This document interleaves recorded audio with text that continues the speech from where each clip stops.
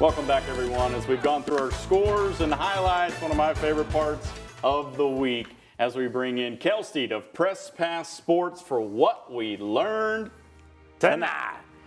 We learned some things tonight. We were surprised tonight. We were shocked tonight. We also saw some outstanding performances tonight. Let's start with a place you're very familiar with, the Canadian Wildcats.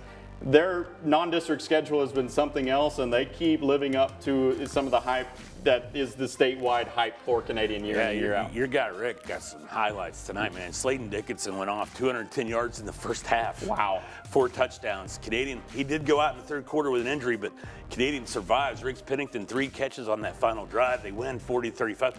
3-0. I don't think a lot of us saw them 3-0.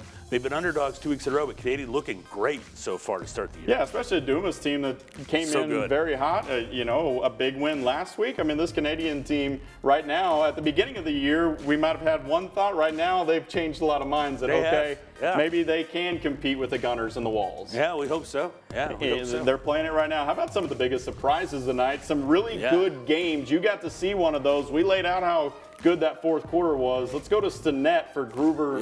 WTI. I was totally wrong. I admit what I'm wrong. I had Groover winning this game. No Mason Langford, no Nick Shepard. That hurt Groover, but let's give credit where it's due. The defensive line for West Texas High was phenomenal. Yeah. Deacon Smith and that group was awesome tonight. Cade Winters was good, but the Bryant boys, man, Colin and Zach Bryant were unbelievable. That double pass at the end of the game, awesome. I mean, I was just like, whoa, look at this, 37 seconds left. What a win. I don't think a lot of people have them slated in. Groover will be okay. Sometimes loss is a good thing, but I think WT High exceeded some expectations this evening. Then Dowhart, you want to go to Dowhart? Yeah, let's talk about Dowhart. Dowhart, man. In Panhandle, sometimes a loss is a good thing. We'll repeat that again. And Panhandle had a lot of momentum, a lot of people talking about them. That's okay. They'll be fine. But Dowhart, a bad loss last week at Perryton. They bounced back at the biggest win of the night, probably in the area of any team. Yep. That's huge for Joey Reed in that program. That proves right there they're going to be hanging with the Bushlands and the Shallow Waters come district. And they lost a lot of good players to graduation, as a lot of teams in our area do, but they've reloaded really quickly in Dowhart. Hunter Trussler has done a great job at quarterback. Talon Garcia has done a great job as a skill guy. They got some dudes. They're physical up front, and they proved it tonight. You never wanted to see Kyler Reed get hurt last year. The one positive from it is that Hunter got in there and got to play a lot of really good snaps for them, maybe when he wouldn't have last year. Yeah, look what it did for him coming into this year, and look how much better it's made him. Are you telling me? Okay, 5. He's telling me. Okay, so we got a little time here. Oh, we have time. Okay, let's roll. So let's talk about our AISD squads real quick. Emerald High, that offense, we talked about it last week, continues to roll. Austin Sluter is becoming a household name here on the locker room because he gets deep. And he's one of those guys that can get past coverage. No, he is. You got Oliver Parsons on the other side, so that frees up Sluter. Yeah. Because I think teams really target Oliver Parsons, and now they need to start targeting Austin Sluter. But about more by the week, they're going to start looking at Austin Sluter, and you're going to have to. But this Sandy team, you go on the road to San Angelo and Midland 2 weeks in a row, you worry about fatigue. That's a big road win. That's 2 wins over 2 6A programs. That's awesome for Emerald High. 3-0. They come back next week. They got Paladuro. That's a big game, big city game next week. And what are some of the other games that you would like to talk about? Tascosa and Lubbock Cooper, I think both defenses are so far ahead of their offenses right now, and it showed tonight. Lubbock Cooper got that win 20-14, and we again, Tascosa's just going to have to gradually come on offensively. Nothing's lost here. It's a non-district loss. It's okay. It's okay. And then when you talk about, I want to talk about a game on Thursday night. And what Tulia was able to do with this quarterback, Trevino. Yes. Threw for 404 yards, 26-33. They beat Fritch 63-47. That's a great win for Tulia, man. Fritch was 2-0. They were hot. They had momentum. They were home for homecoming. But to throw for 404 yards, man, 7 touchdowns. You got to see some really good football over the last couple tonight of was days. Fun, now man. I'm thinking I'm starting to get our truer time. We're getting close. I was saying 6 and 5. I was like, all right, man, how much time do we have here? Let's real quick before we go. Ben Arbuckle, we talked about him earlier today. The job that he's doing at OU, a statement win for OU and him last week against Michigan. Yeah, he was the cover boy of College Football Game Day. He was the talk. Kurt Herbstreit just gushing over him that night when they beat Michigan. That last drive of that game was a masterclass of offensive coordinating. That way from the 8-minute mark to the 3-minute mark to put away Michigan.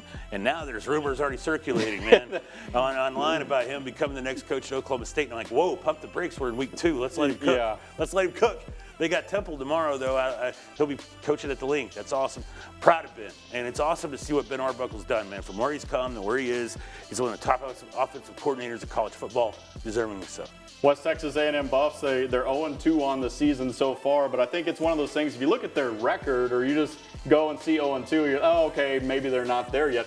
They've been in both of those games against top 25 teams so far. They're a better football team than that 0-2 record. I think they prove that tomorrow night when they go to Silver City, and I think they wax Western New Mexico. Yeah, they beat them by 25 last year. I think they're significantly better, and I think what we're seeing from their quarterback play is the best we've seen in some time. Does Tech style point, or that's maybe not the right word, but let me ask you this. Does Tech handle Oregon State at home tomorrow? I think so. I think it'll be Oregon State's 0-2. They're not the Oregon State of the past 3 or 4 years. They've declined. They've got thumped in their first 2 games. I think they go to Lubbock. They're struggling. They're injured. I think this is going to be a game we see from the Red Raiders where they win by 45 or more again, and we're still not going to know a whole lot about them. Before the Utah game. Before the Utah game. Right. Yeah, that'll be the following week.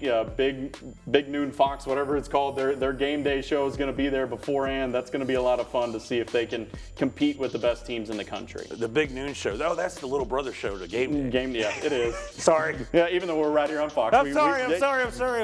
Yeah, no, but still exciting that they are following Tech and that they're going to be there for that game. Going to be exciting stuff. Kel Steed, let's talk a little bit about Press Pass Sports since we got the time and you're here. Man, we do have some. You had way more time than you got 1 minute and show. 1 minute. So all right. PressPass.news. Be sure to go to that. And again, thank you. We have an exclusive. You and I, we do an exclusive show at PressPass.news. Is what we learned tonight. Yep. Right. We'll be there. We'll have that on the website Saturday morning. Again, PressPass.news. You can find us on our social medias: Twitter, Instagram, and Facebook. If you have MySpace. Do you have MySpace? I did. Once upon a time. I would love to not love to see those photos, whatever I posted on there. Thank goodness that thing went away. I think I have MySpace back in the day. But we're all over the place. So you can my find top 8 friends. Would I have been in your top 8 friends on my? Oh, you'd be my number 2, baby. Come on. Number 2. Now. Yeah. Kel Steed, Press Pass Sports, thank you for joining us as always on The Locker Room.